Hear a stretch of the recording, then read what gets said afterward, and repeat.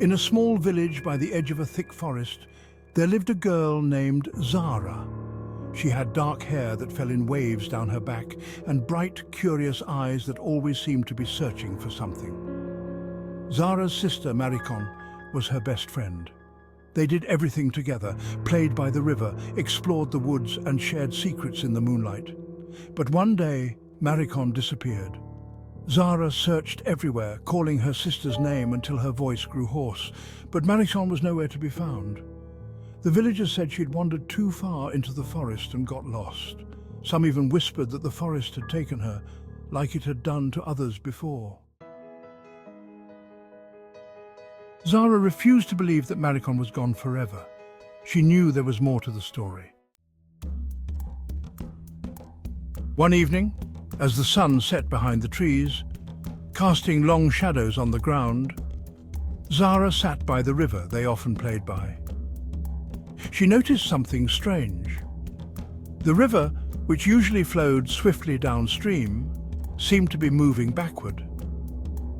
The water bubbled and churned, but instead of flowing towards the village, it flowed back into the forest. Curiosity tingling in her veins, Zara whispered, "What are you hiding, river?"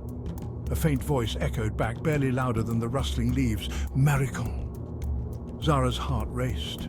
She knew then that the river held the secret to her sister's disappearance. Without hesitation, she stepped into the cool water, feeling it pull at her feet, urging her to go deeper. As she waded in, the world around her began to blur and change. The trees became taller, the village faded away, and the air grew cooler. The river was taking her back in time. Zara kept walking until she was completely submerged. She didn't feel afraid. Instead, a calm determination filled her. She knew she had to find Maricon before it was too late.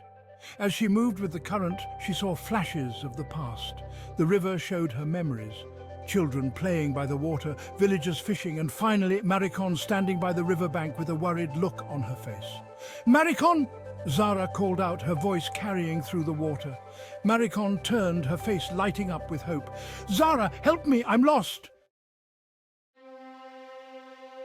Zara swam toward her, but as she got closer, the river's current grew stronger, pushing her back.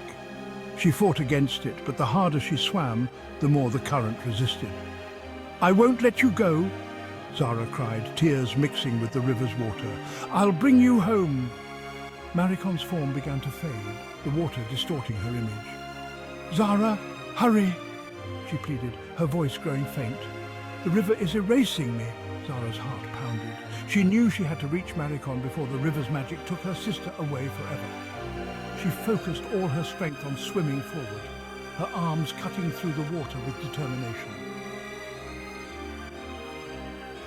Finally, with one last push, Zara reached Maricon and grabbed her hand.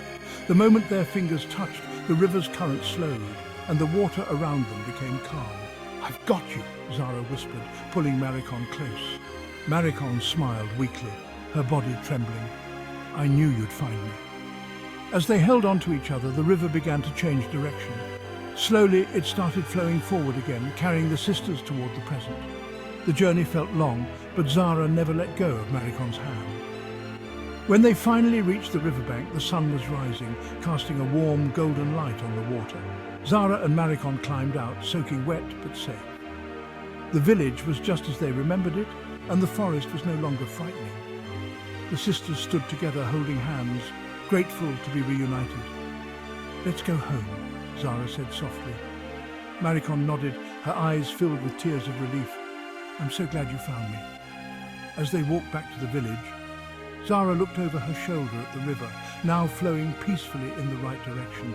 She knew that its magic had saved her sister, and she silently thanked it for bringing Maricon back to her. From that day on, Zara and Maricon were inseparable. They never spoke of the river's strange powers to anyone, but they knew that it had given them a second chance, a chance to live their lives together, free from the grip of time. And as long as they had each other, Zara knew that nothing could ever separate them again.